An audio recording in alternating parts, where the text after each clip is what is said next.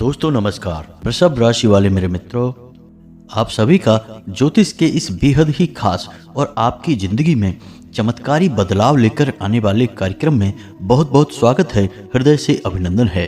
माता रानी आपकी हर मनोकामना पूरी करें और जीवन के हर क्षेत्र में आपका साथ दें। दोस्तों, आज ही अपनी पूजा घर में चुपचाप लाकर रख लो ये दो चीजें और आप देखेंगे कि आपके द्वारा की जाने वाली हर छोटी बड़ी पूजा का आपको कई गुना अधिक परिणाम प्राप्त होगा। भगवान का आशीर्वाद आपको प्राप्त होगा, जिससे आपके जीवन में आ रही छोटी मोटी अड़चनें और बाधाएं अपने आप ही समाप्त होने लगेंगी। और सबसे महत्वपूर्ण बात दोस्तों, कि आपके आसपास एक ऐसा ऊर्जा का क्षेत्र तैयार हो जाएगा जिससे कि आपके शत्रु यानी कि जो आपके छुपे हुए दुश्मन हैं, वे पूरी तरह से निष्क्रिय हो जाएंगे। उनका ध्यान आपके ऊपर से हट जाएगा। वे अपने जीवन की उथल पुथल में ही व्यस्त हो जाएंगे। इन दो चीजों की शक्ति इतनी प्रबल है कि इनके प्रयोग मात्र से यानी अपने पूजा के घर में या अलमारी में चुपचाप रख लेने मात्र से आपके द्वारा हर एक विनती, हर एक निवेदन सीधे भगवान तक पहुंचेगा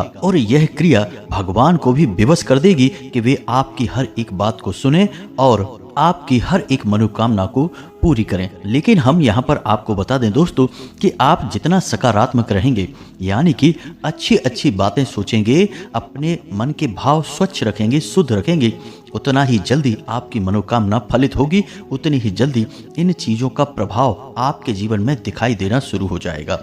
एक बात याद रखें दोस्तों कि आपकी राशि के जातक जब जब जीवन में नकारात्मक होंगे, फिर चाहे वह नकारात्मकता किसी भी प्रकार की क्यों न हो, इन्हें अपने जीवन में कष्ट उठाने पड़ेंगे। जी हाँ दोस्तों, तो आपके जीवन में सरलता का मार्ग केवल सकारात्मकता की राह पर चलकर ही प्राप्त होगा। इस बात को आप निश्चित तौर पर अपने दिमाग में बिठा कर रखें। अब आपके मन में यह प्रश्न उठ रहा होगा कि कौन सी ऐसी दो चीजें हैं जिनका इतना अधिक बल है, इतना अधिक प्रभाव है और इनके बारे में अब तक आपको पता तक नहीं है। जी हाँ दोस्तों, हम आपको बता दें कि बहुत सारी ऐसी चीजें होती हैं जो कि गुप्त रखी जाती हैं, जानबूझकर इन्हें छुपाया जाता है, सामान्य तौर पर लोगों को बताया नहीं जाता है। अब हमारी शास्त्रीय या फिर वैदिक पद्धति में इन चीज़ों के बारे में वर्णन तो मिलते हैं, लेकिन इन चीज़ों को या तो लोग जानते ही नहीं हैं या फिर जो जानते हैं वो साधारण तौर पर किसी को बताते नहीं हैं। अब जिनको इन बातों के बारे में पता चल जाता है, वे तो जल्दी जल्दी कामयाबी की सीढ़ियां चढ़ जाते हैं, जीवन से उनके सारे कष्ट दूर हो जाते हैं। लेकिन जिन्हें पता नहीं होता है, वे बस छोटे मोटे प्रयास करते रहते हैं और हमेशा जीवन में परेशान बने रहते हैं। उनकी भक्ति और उनकी साधना कभी भी उनकी मंजिल तक नहीं पहुंच पाती है, अपने लक्ष्य को हासिल नहीं कर पाती है। अब इस बात को आप इस तरह से समझ सकते हैं कि मानकर चलिए कि कोई एक कथावाचक है जो अपनी कथा बोल रहे हैं, लेकिन कोई भी माइक नहीं है, कोई भी संसाधन उपलब्ध नहीं है। वे केवल अपने वाणी के बल से लोगों को अपनी कथा सुनाना चाहते हैं। तो वह कथा कितने लोग सुन पाएंगे दोस्तों? ज़्यादा से ज़्यादा उनके नज़दीक बैठे हुए 150 लोग ही मुश्किल से सुन पाएंगे, बाकी लोगों तक उनकी कथा नहीं पहुंच पाएगी। लेकिन यदि इनकी इसी कथा में माइक जोड़ दिया जाए तो उनकी आवाज़ का बल इतना अधिक बढ़ जाएगा कि वह कथा हजारों लोगों तक पहुंच जाएगी। और इसी में यदि सोशल मीडिया को भी जोड़ दिया जाए, जैसे कि यूट्यूब, फेसबुक वगैरह को, तो फिर तो इनकी कथा लाखों लोगों तक भी पहुंच जाए तो कोई बड़ी बात ना होगी। तो दोस्तों, भाषा तो वही है, वाणी का बल उतना ही है, लेकिन साधन जोड़ते जाने से संख्या यानी कि पहुंच बढ़ती चली जा रही है। तो इसी प्रकार दोस्तों, हमारी भक्ति और पूजा पाठ भी वही होती है, बस इसमें हम छोटे छोटे साधनों का यदि प्रयोग करना सीख जाएं, कुछ बड़े और गुप्त साधनों को भी जान जाएं, तो इसका बल कई गुना अधिक बढ़ जाता है। इसका छोटा सा प्रमाण यह है कि आपने देखा होगा कि कुछ लोग तुलसी की माला धारण करके रखते हैं, कुछ लोग हाथ में दंड पकड़ कर रखते हैं। पुराने जमाने के ऋषि मुनि हुआ करते थे, वे हाथ में दंड पकड़ कर रखते थे, कमंडल रखते थे, रुद्राक्ष की या तुलसी की या फिर हकीक की या स्फटिक की मालाओं का प्रयोग किया करते थे। तो ये सारे क्या हैं? ये सारी चीजें हैं, वस्तु हैं, लेकिन इनके माध्यम से साधना एक अलग ही स्तर तक पहुंच जाया करती थी, तो इसलिए इनका प्रयोग किया जाता था। जी हाँ दोस्तों, तो इन सब चीज़ों को आपको बताने का हमारा मकसद यह है कि आप समझें कि हमारे आसपास जो चीज़ें मौजूद हैं, इनकी शक्ति क्या है, इनके प्रयोग के तरीके क्या हैं। तो दोस्तों हम आपको सारी बातें विस्तार से बताने जा रहे हैं और इन 2 चीज़ों का गुप्त प्रयोग आपको हम बताएंगे। बस चुपचाप आपको इनका प्रयोग करना है, अपनी पूजा की अलमारी में लाकर रख लेना है, किसी से इस विषय में चर्चा नहीं करनी है। फिर आप वही प्रार्थना, वही पूजा पाठ, वही हनुमान चालीसा करेंगे, लेकिन आपको इसके परिणाम कई गुना अधिक प्राप्त होने लगेंगे। लेकिन फिर से हम दोस्तों आपसे यही बात दोबारा फिर कहेंगे कि आपके मन के भाव शुद्ध होना आवश्यक है, क्योंकि ये पूजा जो हम करते हैं, जो हमारे घरों में होती है, जो हमारे जीवन में आसपास हम देखते हैं चलती रहती है, ये सात्विक पूजा होती है और यहाँ पर हमारा सत्य यानी कि हमारी मन की शुद्धता बहुत अधिक आवश्यक होती है। यदि यहाँ पर हमने मन में थोड़ा सा भी मैल उत्पन्न किया यानी नकारात्मकता लेकर आए तो फिर हमारा हर एक प्रयास असफल हो जाएगा, फिर किसी भी प्रकार का आपको लाभ प्राप्त होगा ही नहीं। तो यह आप अपने दिमाग में बात पूरी तरह से बैठा कर रखें। तो चलिए दोस्तों आज के इस महत्वपूर्ण वीडियो को प्रारंभ करते हैं, लेकिन इससे पहले आपसे एक निवेदन है कि पूरे भाव के साथ माता रानी को याद करें और कमेंट में जय माँ भद्रकाली कृपा करो अवश्य लिखें। एक बार नहीं 3 बार लिखें। माता रानी आपकी पुकार को अवश्य ही सुन लेगी। साथ ही साथ दोस्तों हम आपको बता दें कि जिन लोगों ने अपना नाम और स्थान कमेंट बॉक्स में लिखकर भेजा था, उनके नाम से हमने शनिवार के हवन में आहुतियां करवा दी हैं। अब बहुत ही जल्द उन्हें जीवन में शुभ समाचार मिलने प्रारंभ हो जाएंगे और जीवन की आ रही अड़चनों से उन्हें मुक्ति निश्चित तौर पर प्राप्त होगी। हमें माता रानी पर पूरा विश्वास है और यह सब क्रियाएं जो हम कर रहे हैं, ये सब माता रानी के आदेश से ही की जा रही हैं, उन्हीं की प्रेरणा है। इसी के साथ साथ दोस्तों आपसे एक निवेदन और है कि यदि आप चैनल पर पहली बार आए हैं तो सब्सक्राइब करके बगल में जो घंटी का निशान है उसे अवश्य दबा दें। इससे आप हमारा बहुत अधिक मनोबल बढ़ाएंगे और यह बिल्कुल ही फ्री है। आप हमारे परिवार के सदस्य बन जाएंगे और हम माता से कामना करेंगे कि आपके ऊपर उनकी विशेष कृपा हो। तो चलिए जल्दी से चैनल को सब्सक्राइब करिए, फिर आगे बढ़ते हैं। दोस्तों आपने एक कहावत तो अक्सर सुनी होगी कि जब इंसान का बुरा समय आता है तो फिर उसके जीवन में सब कुछ बुरा ही होने लगता है, हर तरफ से बुराई ही उसके हाथ लगती है। और ठीक इसका उल्टा भी होता है कि जब इंसान का अच्छा समय आता है, या यूं कहते हैं कि भाग्य उसका साथ देता है, तो फिर वह यदि मिट्टी को भी हाथ लगाए तो वह भी सोना बन जाता है। यानी कि वो फिर कुछ भी कार्य करेगा उसे उसमें कामयाबी मिलेगी, किस्मत उसके साथ होगी, ईश्वर की शक्ति उसके साथ होगी, यानी हर तरफ से अच्छाई ही अच्छाई उसे मिलेगी। तो दोस्तों कभी आपने विचार किया है कि ऐसा क्यों होता है? क्योंकि यदि ग्रहों की दशा चल रही है तो फिर थोड़ा बहुत ही कष्ट होगा, लेकिन हमारे पितृ पूर्वज फिर कहाँ चले जाएंगे? वो भी तो हमारी मदद के लिए तैयार हैं। और यदि पितृदोष लगा है तो फिर ग्रहों के जो शुभ परिणाम हैं वे भी तो प्राप्त होने चाहिए, यानी कुछ अच्छाई और कुछ बुराई का मेल हमें मिलना चाहिए। लेकिन ऐसा तो हमें दिखाई नहीं देता। जब बुराई जीवन में आती है तो फिर चारों तरफ से बुराई ही बुराई हासिल होती है, एक वातावरण ही नकारात्मक तैयार हो जाता है। फिर ग्रहों का शुभ परिणाम, पितृ पूर्वजों का आशीर्वाद, कुल देवी की कृपा और हम जिनकी पूजा करते हैं हमारे आराध्य देवता की कृपा, इन सब का क्या? यानी कि सभी एक तरफ से बुरे नहीं हो सकते हैं या फिर सभी एक तरफ से अच्छे नहीं हो सकते हैं। कुछ परिस्थितियां अच्छी और कुछ परिस्थितियां बुरी, इनका मेल हो सकता है। तो दोस्तों अब आप ध्यान से समझिए, जो हम आपको बताने जा रहे हैं वह बहुत ही गहरी और वैदिक विचारधारा है। तो समझिए कि जब इंसान का बुरा वक्त आता है तो क्यों हर एक चीज उसके जीवन में बुरी हो जाती है, हर तरफ से बुराई हासिल होती है, फिर दैवी शक्तियां भी उसकी मदद नहीं कर पाती हैं, पूजा पाठ का भी उसे फल प्राप्त नहीं होता है। ऐसा क्यों होता है? तो दोस्तों ऐसा इसलिए होता है कि असल में जब इंसान का बुरा वक्त आता है तो उसके आचरण निम्न स्तर के हो जाते हैं। निम्न स्तरीय आचरण जैसे कि जुआ, शराब का सेवन आदि और अनेक प्रकार के व्यभिचार में वह लिप्त होने लगता है, रिश्वत लेने लगता है, गलत कार्य करने लगता है, कमीशनबाजी के काम धंधे शुरू कर देता है, लोगों से लूटपाट यानी कहा जाए कि जबरदस्ती से धन उगाही और वसूली जैसे कार्य, ब्याज का व्यापार जैसे कार्य शुरू कर देता है, यानी कि कई तरह की गलत और नकारात्मक गतिविधियां करना शुरू कर देता है।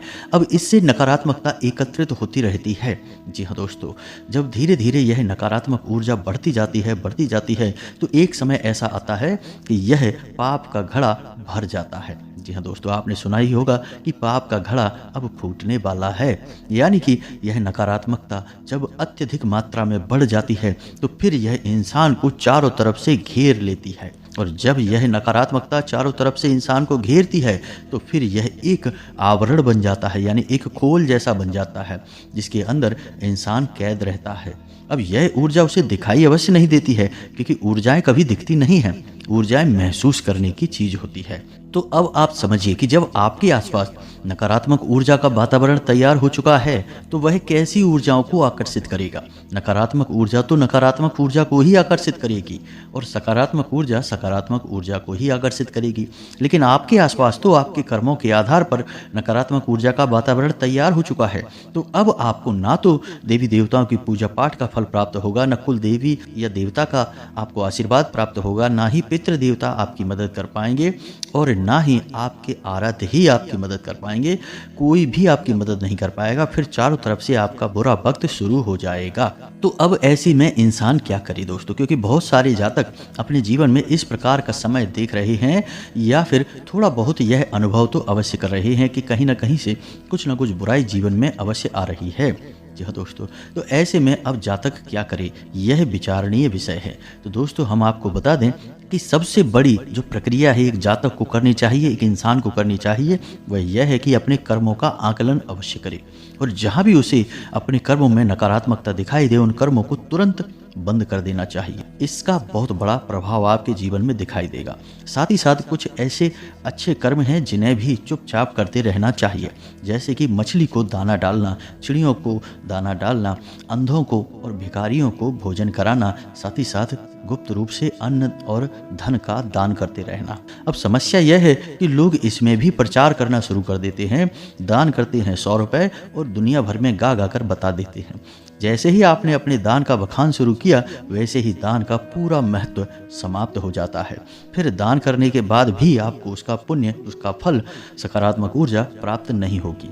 अब कोई क्या करे, अपना दान भी कर रहे हैं और बताए भी नहीं, तो यह तो बहुत बुरा लगता है कि भैया पैसा भी चला गया, मेहनत भी चली गई और हमने किसी को बता भी नहीं पाया, नाम भी नहीं कमा पाया। तो दोस्तों हमारी वैदिक परंपरा में दान को प्रचार का माध्यम नहीं बताया गया है, यह गुप्त रूप से होना चाहिए।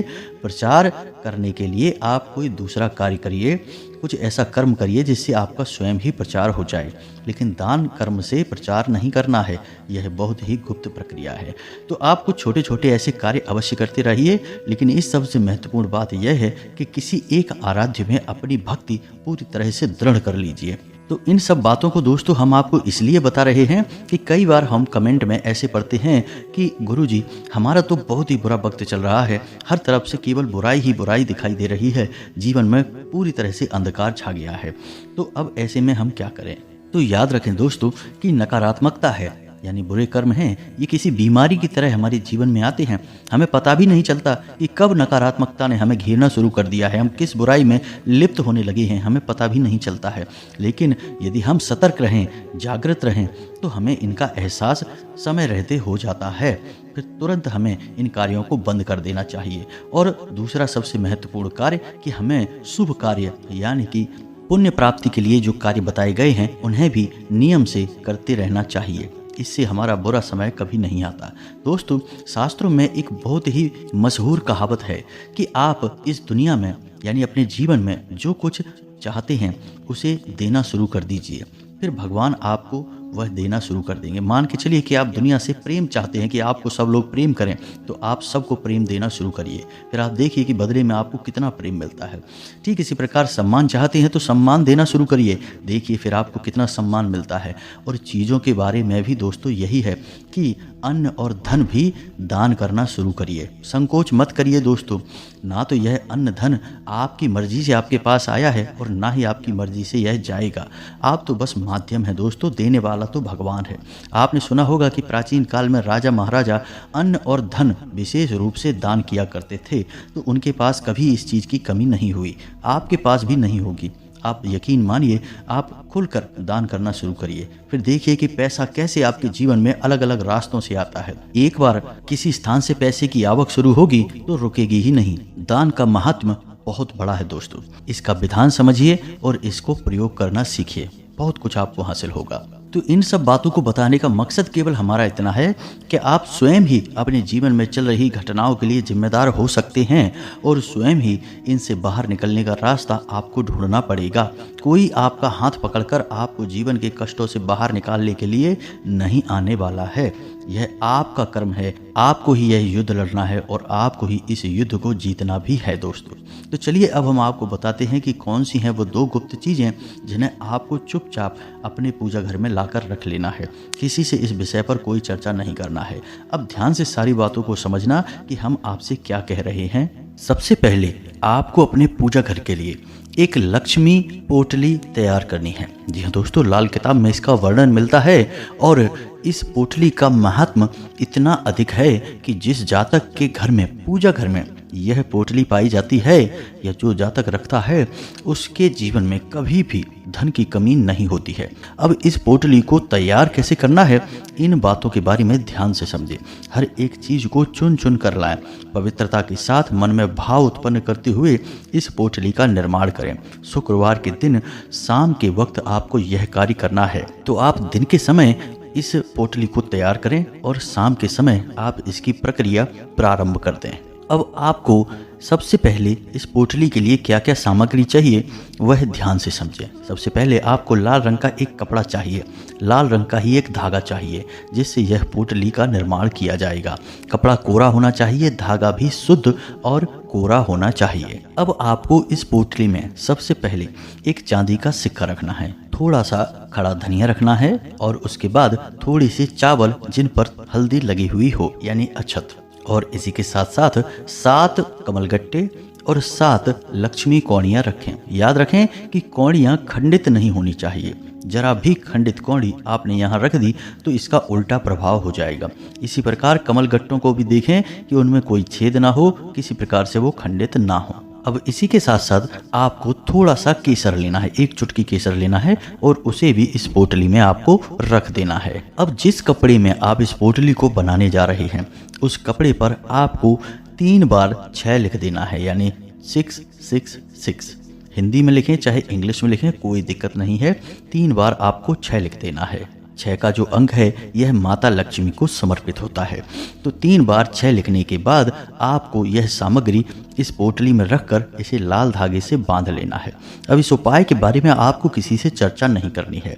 कोशिश यह करना है कि आप जब अपने पूजा घर में बैठकर इस सामग्री को तैयार करें तो कोई आपको देख ना पाए। जी हाँ दोस्तों, अब आपको शुक्रवार के दिन शाम के समय यानी कि शाम को 7-8 बजे के आसपास गाय के घी का एक दीपक जलाना है और माता रानी के चरणों में लाल पुष्प, लाल प्रसाद और यह पोटली अर्पित कर देनी है। और माता रानी से ऐसी कामना करनी है कि हे माँ, हमारे जीवन में जो भी कष्ट हैं उन्हें आप हर लें और हमारे जीवन में भरपूर धन संपदा दें ताकि हम अपने जीवन में हर एक समस्या का सामना कर सकें और आपकी कृपा से एक शुभ और मंगलदायी जीवन जिएं।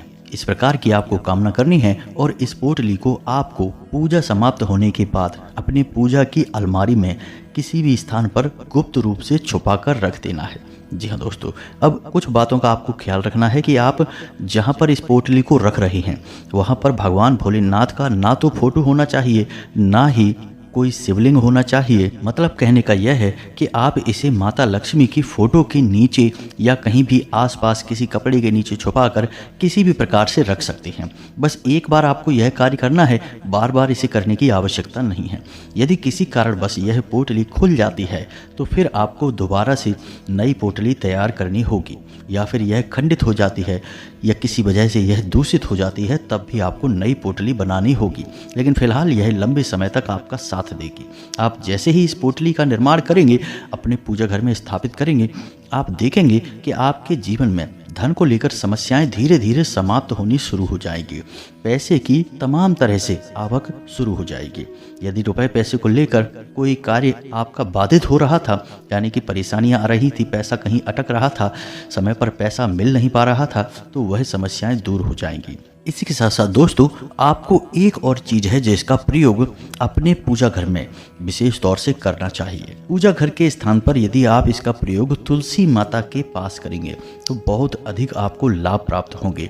लेकिन यदि आपके घर में तुलसी माता नहीं है या व्यवस्थित नहीं है या सही स्थान पर नहीं है तो फिर आप इन्हें पूजा घर में स्थापित कर सकते हैं। जी हाँ दोस्तों, इन्हें हम शालिग्राम कहते हैं। शालिग्राम एक घर में होना बहुत आवश्यक है। जिस घर में शालिग्राम मौजूद होती हैं उस घर में किसी भी प्रकार की रोग दोष और बाधाएं नहीं रहती हैं। जीवन निर्बाध रूप से सुखी व्यतीत होता है। साथ ही साथ यह भगवान विष्णु का शुद्ध प्रतीक माना जाता है। तो माता लक्ष्मी स्वयं ही इस घर में वास करने लगती हैं जहां शालिग्राम स्थापित होते हैं। तो यदि आपके घर में माता तुलसी का व्यवस्थित स्थान है, नित्य पूजन होता है, जल अर्पित किया जाता है, तो आप माता तुलसी के पास ही शालिग्राम को स्थापित करें। यानी कि माता तुलसी के जड़ों के पास आप शालिग्राम को स्थापित करें। पूरे विधि विधान से उनका नित्य पूजा पाठ करें। गाय के घी का एक दीपक अवश्य जलाएं तो आपके जीवन में चमत्कारी परिणाम प्राप्त होने शुरू होंगे। दोस्तों, अब शालिग्राम की शुद्धता को जानना बहुत आवश्यक है। कई प्रकार के शालिग्राम बाजार में मिल जाते हैं, लेकिन आपको देखना है कि शालिग्राम की जो शिला है वह बिल्कुल काले रंग की होनी चाहिए। उसमें कोई भी अन्य रंग दिखाई नहीं देना चाहिए। इसी के साथ साथ उसका स्वरूप बिल्कुल काला होना चाहिए। अगर काले रंग में थोड़ा हल्का रंग है, यानी कि हल्की काले रंग की वह शिला है, तो वह शुद्ध शालिग्राम नहीं माना जाता है। तो आपको देखना है, उसका परीक्षण करना है, तभी उसे अपने घर में लेकर आना है। बिल्कुल शुद्ध और काले रंग की शालिग्राम की शिला आपको लेकर आनी है और उसे भगवान विष्णु का प्रतीक मानकर उसका पूजन करके उसे अपने तुलसी घर में या अपने पूजा घर में स्थापित करें। जी हाँ दोस्तों, और इस शिला को स्थापित करने का सर्वोत्तम दिन है गुरुवार। जी हाँ दोस्तों, तो यह कार्य आप गुरुवार के दिन कर सकते हैं। अब यदि तुलसी के घर में आपका सही व्यवस्था नहीं बन पा रही है तो आप इसे पूजा घर में भी स्थापित कर दें, कोई समस्या नहीं है दोस्तों। बस इन दो चीजों को आप सही तरह से व्यवस्थित करके अपने पूजा घर में स्थापित करें और आप देखें जीवन कैसे बदलता है, चमत्कार होना शुरू हो जाएंगे। दोस्तों, हम इस बात की गारंटी देते हैं। अब एक बहुत ही गुप्त विषय हम आपको बताने जा रहे हैं, इसे भी आप ध्यान से समझ लें, क्योंकि यहीं से सारे पूजा पाठ में विधि विधान शामिल होते हैं या फिर पूरी जो भी पूजा पाठ हम करते हैं वह चौपट हो जाती है। जी हाँ दोस्तों, तो अब आपने जैसे पूजा करने के लिए दीपक जलाया, बिना दीपक जलाए तो पूजा संपन्न होती ही नहीं है, यह आप भी जानते हैं। तो आपने दीपक जलाया और दीपक जलाने के बाद आपने अपनी पूजा पाठ प्रारंभ कर दी। लेकिन क्या आपको यह पता है कि जो दीपक आपने जलाया है वह शुद्ध सकारात्मक ऊर्जा का प्रतीक बना, यानी भगवान के द्वारा वह दीपक स्वीकार किया गया या नहीं किया गया? क्योंकि दोस्तों, मंत्र के उच्चारण के द्वारा यदि वह दीपक शुद्ध नहीं किया जाएगा, भगवान को समर्पित नहीं किया जाएगा, तब तक वह जागृत नहीं होगा। अब ऐसे तो हम खाना बनाने के लिए भी लौ जलाते हैं, तो क्या वह दीपक का स्वरूप बन जाएगा?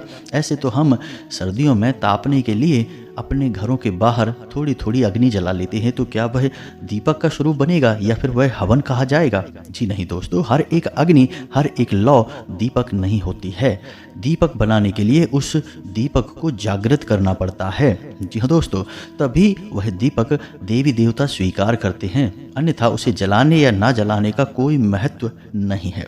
तो अब आप ध्यान से समझिए कि दीपक को जलाने का कौन सा मंत्र होता है। आप जब भी दीपक प्रज्वलित करें तो इस मंत्र को उच्चारण अवश्य करें और कम से कम आपको यह मंत्र 7 बार उच्चारण करना है। जी हाँ दोस्तों, 7 बार उच्चारण करते करते आप इस दीपक को प्रज्वलित करेंगे तो आप देखेंगे कि आपकी पूजा पाठ को एक विशेष दर्जा हासिल हो जाएगा। आपकी पूजा पाठ का आपको विशेष फल प्राप्त होना शुरू हो जाएगा। तो वह मंत्र कौन सा है जो दीप जलाते समय, प्रज्वलित करते समय हमें उच्चारण करना चाहिए? तो ध्यान से सुने, मंत्र आपके मोबाइल की स्क्रीन पर भी दिखाई देगा, हम बोलने भी जा रहे हैं। तो मंत्र कुछ इस प्रकार है: शुभम करोति कल्याणम, आरोग्यम धन संपदाम, शत्रु बुद्धि विनाशाय, दीपम ज्योति नमोस्तुते। जी हाँ दोस्तों, इस मंत्र का आपको उच्चारण करना है। मंत्र एक बार फिर से हम बोल रहे हैं, जरा ध्यान से सुने। शुभम करोति कल्याणम, आरोग्यम धन संपदाम, शत्रु बुद्धि विनाशाय, दीपम ज्योति नमोस्तुते। इस प्रकार आप यदि दीपक को प्रज्वलित करेंगे तो आपका दीपक पूरी तरह से शुद्ध हो जाएगा और देवी देवताओं के द्वारा स्वीकार भी किया जाएगा। तो उम्मीद है कि जो जानकारी हमने आपको दी है वह आपके निश्चित तौर पर काम आएगी, आपके जीवन को बदलने में एक महत्वपूर्ण भूमिका निभाएगी। यदि कोई प्रश्न आपके मन में उठता है तो आप निश्चित तौर पर पूछें, हम आपके प्रश्नों के जवाब देने की पूरी कोशिश करेंगे। कमेंट में पूरे भाव के साथ जय मां भद्रकाली कृपा करो एक बार नहीं 3 बार अवश्य लिखना। साथ ही साथ वीडियो अच्छा लगा हो तो इसे लाइक अवश्य करना और चैनल को सब्सक्राइब करके घंटी के निशान को भी अवश्य दबा देना। मिलते हैं अगले ज्ञानवर्धक वीडियो में, तब तक के लिए धन्यवाद। जय माता की।